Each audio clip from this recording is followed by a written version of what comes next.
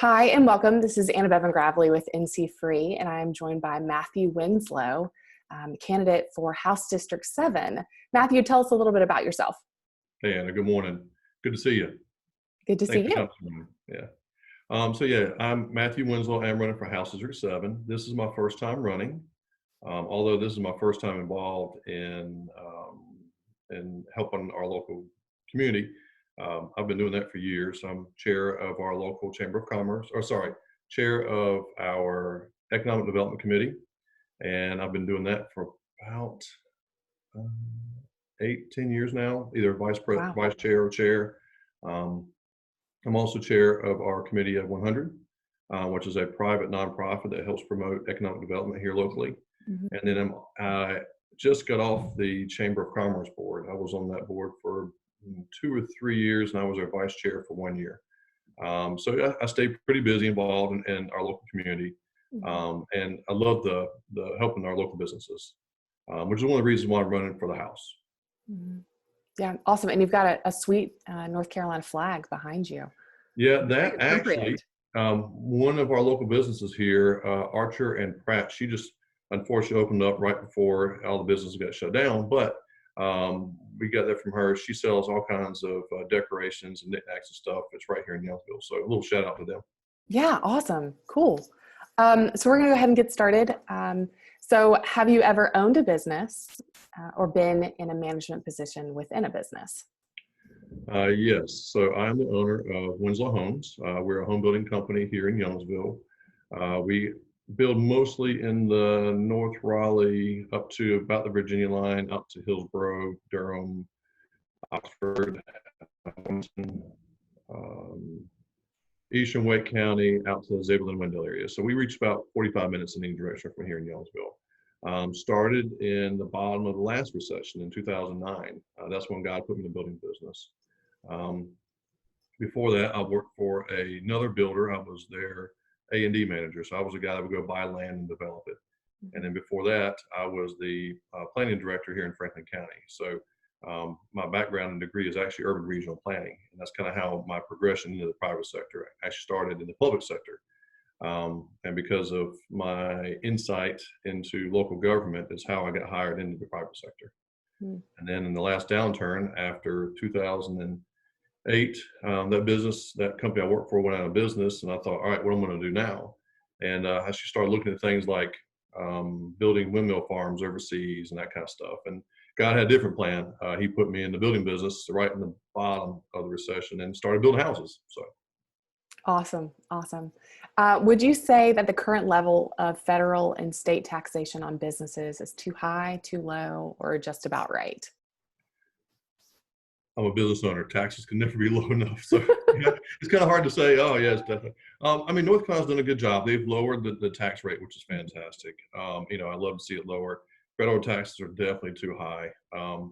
It's unfortunate we have our national debt the way it is, because I'm having a hard time seeing that they're going to be able to lower taxes in the near future. But I definitely would like to see lower taxes for sure. Mm-hmm. Awesome. Do you feel it's appropriate for state or local governments to offer incentives to private businesses in consideration of locating, expanding, or conducting business in other parts of the state? Oh, that's a great question. I deal with it all the time on our committees, because we have programs that come to us all the time, and we have to endorse locally the incentive packages so that we can get businesses in our local jurisdiction. Unfortunately, you've got other states and even nationally that are throwing money at companies for them to show up. And so for us to be competitive, we're having to have the same incentives, reduce taxes or um, yeah, taxes is the biggest one really, or waive property taxes. And I don't agree with it. It makes it very, very difficult to be competitive, especially when you've got a jurisdiction like Franklin and Nash County, where we're in rural areas compared to areas like Charlotte, or you're looking at places in South Carolina where they virtually will give them anything they want just to look at the business there. And I think we should rather focus on the local incentive is more of how do we operate compared to other areas. We really work very hard locally to try to make it a streamlined process So if a new business is trying to locate here, we show them very quickly that, look, permitting through our jurisdiction, it goes very smoothly. We don't have a lot of sooner versus another jurisdiction. And I'd much rather do that. I also prefer the connections. If we can make connections, even internationally, to places that do, I don't know, that build small devices for, I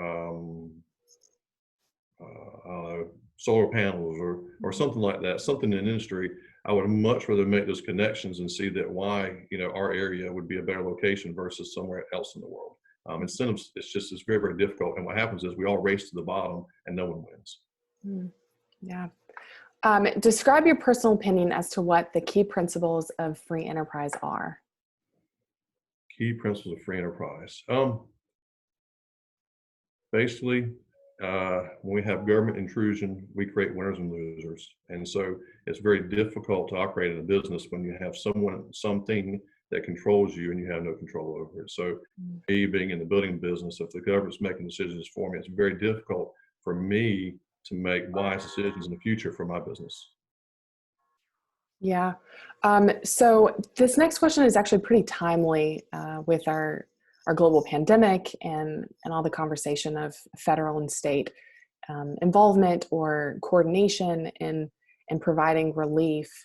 In your opinion, what is the appropriate balance in the scope of federal and state regulatory requirements on business? And what, in your opinion, is the best way to balance the appropriate protections without impugning economic vitality? Yeah, that's a fun one. Yeah, how do we do that with that? So at the macro level, I think more importantly, the decision making should be left at the state and local level. Let's use my business for example again. If we're setting building code regulations and we're using it at the national level to determine how we build houses, even here locally from Raleigh, Durham to the coast is different. How we build houses at the coast is different than we build here in Raleigh, Durham, or us compared to Montana. Montana has huge snow, so they're to be built differently so that they can hold 3, 4, 5 feet of snow. We don't have those issues here. We have, quarter inch of ice which shuts everything down, but that's a different story, Yeah. Run on milk and bread. Exactly, milk and bread. Yeah. Now it's toilet paper. So no one knows better what we need locally than our local state government and our local politicians here, our county commissioners, our town planners, our city council, those kind of guys. Those are people that we have direct access to. And that's one thing I like in North Carolina is that I feel like we do have a very good connection at the state level and also our local leaders here because they make themselves accessible. I'm not sure how it is in other states. I'm from North Carolina. I'm actually from the eastern part of the state. So, I feel like, I've had to meet a lot of our local leaders and express, hey, listen, what you're doing is either helping or not or hurting us. And so if we are dependent on the federal government to make decisions, they don't necessarily know what's best for us. Yeah. So where in Eastern North Carolina, just out of curiosity, I'm also from Eastern North Carolina. Near Elizabeth City, Camden County. Okay. Nash County, Rocky Mount. Okay, yeah. Yeah, nice. So if elected, Matthew, what would be your top 3 priorities as it pertains to the business community? My favorite question. Education. And how's education relate to the economy? We have a deficit of educated people in our trades. We have our children that are either leaving school without some direction or they're leaving school and going off to college and they're getting a degree that I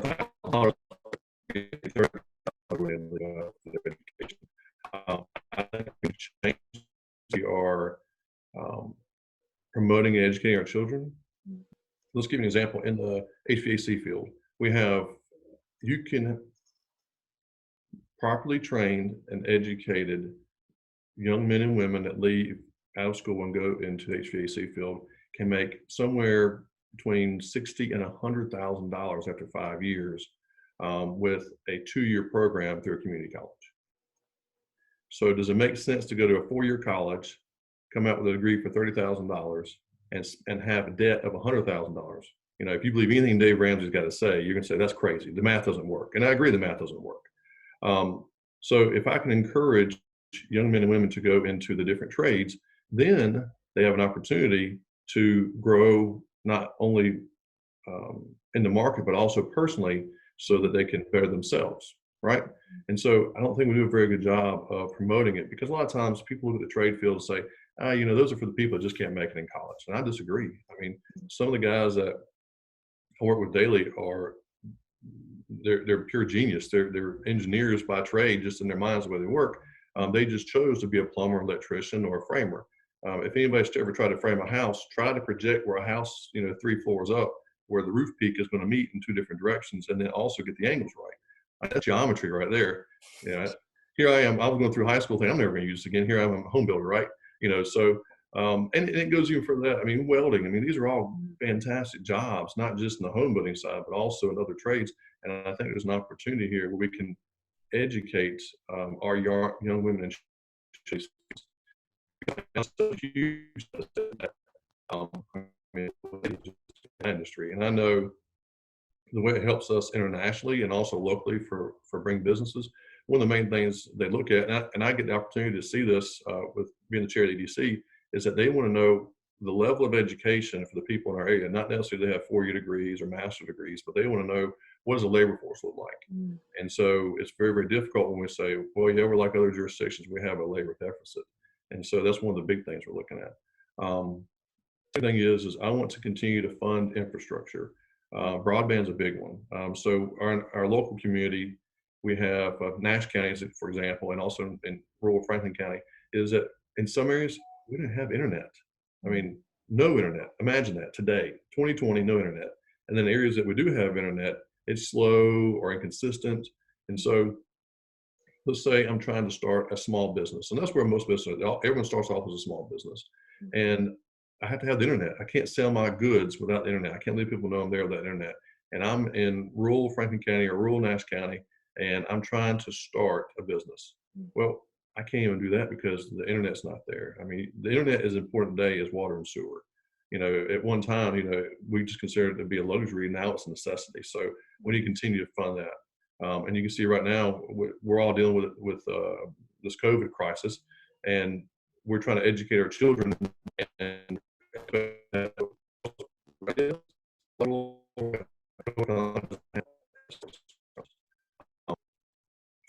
let's see, third thing, my favorite, I want to streamline permitting and processing for permits. I think we should have some level of permitting, but at the same time, we should streamline this process. When I was the planning director in Franklin County, that was one of the things that I would streamline the process and make it more of a customer service instead of everything that it's a service that we provide. And if we can streamline that process, it makes us more incentivizes other business to come here because we're more business friendly. If we get to be known as the business friendly state, then other places will come to us because they see us as an opportunity that they can get in business faster without a lot of red tape. Yeah, awesome. Thank you so much for your time. It was great getting to know you a little bit better. Where can our members find out more about you? So my website is MatthewWinslow.com. So that's pretty easy to remember. Pretty straightforward. Yep, pretty easy, yeah. And also our hashtag is WinForNC. So any of our social media, you can look it up, WinForNC. Awesome, awesome. Well, thank you so much. Have a great rest of the day, and good luck on the campaign trail. All right, thank you, Anna.